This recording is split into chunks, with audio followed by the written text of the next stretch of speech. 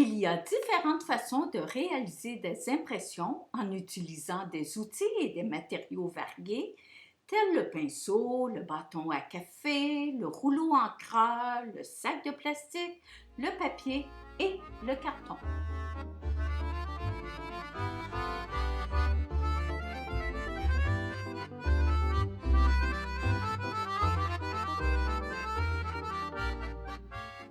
Tout d'abord, qu'est-ce qu'un monotype? Un monotype, c'est une technique d'impression sans gravure qui produit qu'un seul tirage, qu'une seule estampe. Ainsi, l'œuvre réalisée d'un monotype devient une œuvre unique. Pour réaliser un monotype, nous utiliserons un sac à sandwich. Tout d'abord, je dessine un croquis sur une feuille de papier taillée au même format que le sac de plastique. Ensuite, je découpe un carton plus grand que le sac utilisé sur lequel je trace les mêmes dimensions qui me serviront de repère pour réaliser mon impression, mon estampe. Je glisse mon croquis sous le sac à sandwich afin de le voir en transparence. J'applique au pinceau de la gouache en choisissant une première couleur que je mets à certains endroits que je désire et en me référant à mon croquis. Par la suite, j'imprime immédiatement l'effet obtenu pour éviter que la gouache sèche en inversant mon sac de plastique sur le carton tout en tenant compte de mes repères pour bien centrer le tout. J'exerce une pression uniforme à l'endos du sac aux endroits peints et je le retire doucement pour voir l'effet obtenu. Sans laver le sac entre chaque impression, j'ajoute une deuxième couleur qui s'additionne à la première impression pour créer d'autres effets et une superposition de couleurs sur l'estampe originale. Je dois également imprimer cette nouvelle couleur en tenant compte, bien sûr, de mes repères pour bien centrer mon image. On procède ainsi en superposant les couleurs pour créer l'effet désiré et toujours en me référant à mes repères pour imprimer.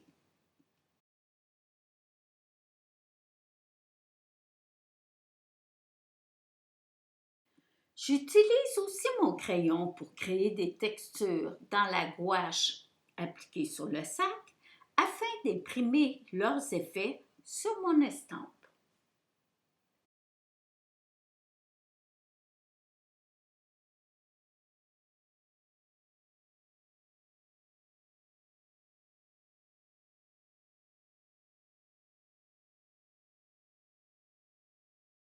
Afin d'exploiter toute la surface du sac, je peux réutiliser toute la palette de couleurs exploitée pour combler l'espace disponible.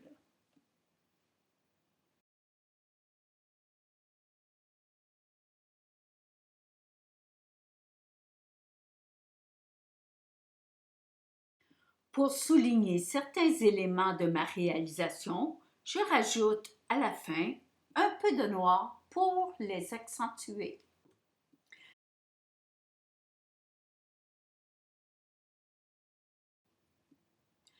Ainsi, mon monotype est terminé.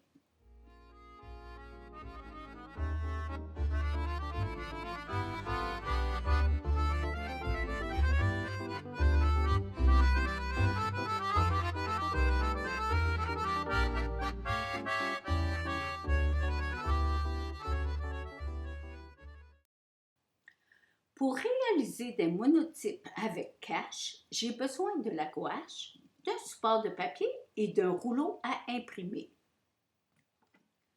Tout d'abord, je roule mon rouleau dans ma première couleur et je m'assure d'utiliser différents sens afin que mon rouleau soit uniformément bien chargé de gouache. J'applique mon rouleau sur mon support de papier pour une première impression.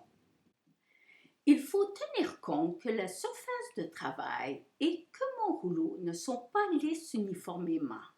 J'applique ma couleur sans me soucier d'utiliser tout l'espace disponible sur ma feuille. Ça laisse donc des zones blanches qui peuvent être intéressantes aussi. J'utilise également des formes découpées dans du carton qui serviront de cache, donc de réserve, pour mes prochaines applications de couleurs. Par la suite, je fais le même exercice en chargeant de gouache mon rouleau pour une deuxième impression appliquée sur la première impression avec cette cache.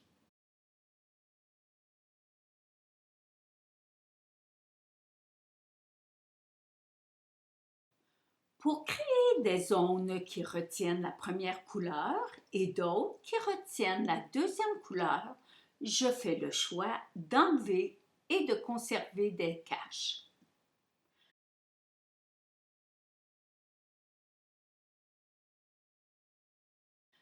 J'applique donc ma troisième couleur à laquelle j'ai décidé d'y ajouter un effet de dégradé en y ajoutant du blanc. Pour conserver mon dégradé réalisé à droite sur ma palette, j'évite de manipuler mon rouleau dans tous les sens.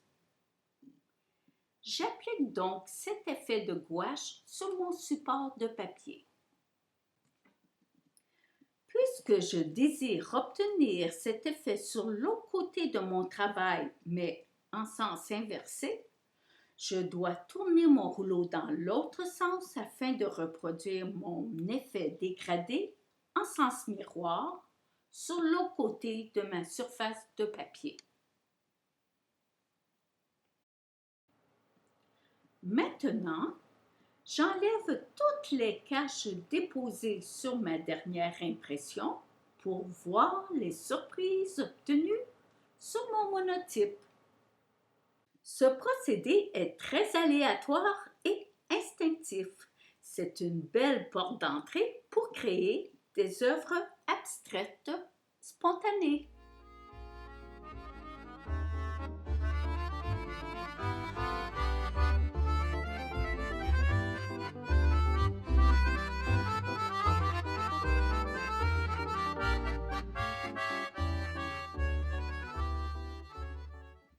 Maintenant, je vais réaliser un monotype en n'utilisant que de la gouache et du papier.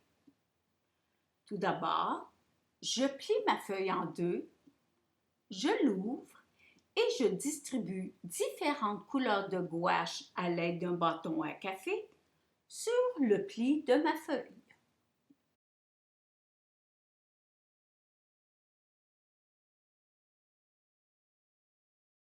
En mettant une pression sur le pli, j'étends la peinture avec mon doigt à certains endroits.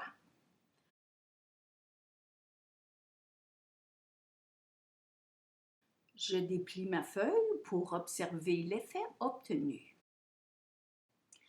J'ajoute de la gouache aux endroits désirés pour réaliser les pattes et les antennes de l'insecte.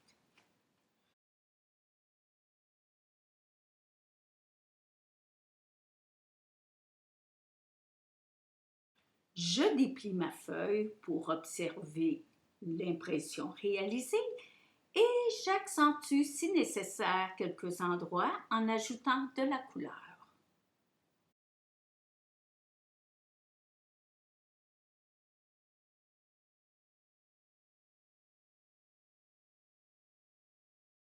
C'est une impression qui crée de la symétrie de chaque côté de la feuille.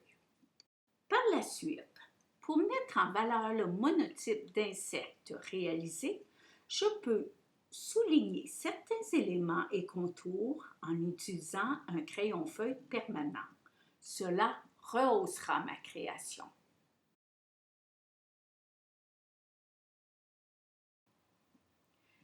Finalement, le procédé d'impression utilisé pour réaliser ce genre de monotype m'invite à créer différentes réalisations en s'inspirant des effets obtenus par l'impression.